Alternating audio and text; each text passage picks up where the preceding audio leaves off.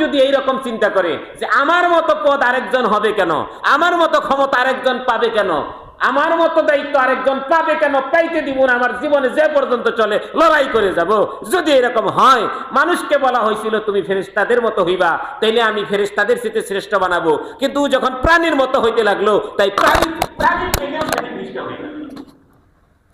প্রাণীর থেকেও সে নিকৃষ্ট হয়ে গেল।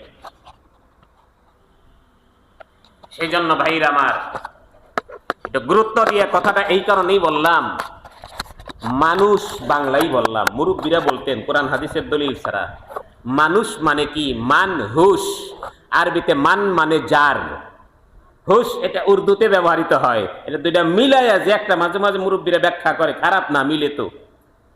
মানুষ মানে কি, মান হুশ, যে হুশ রাইখা চলে। আর প্রাণী, গরু, ছাগল, ভেড়া, বকরি, এগুলো যেগুলো কোনো হুশ নাই, যেমনি যার ক্ষমতা যতটুকু চালাইতে পারে, বেহুশে চলতে থাকে। হুশের সাথে চলতে হয়। এটা আর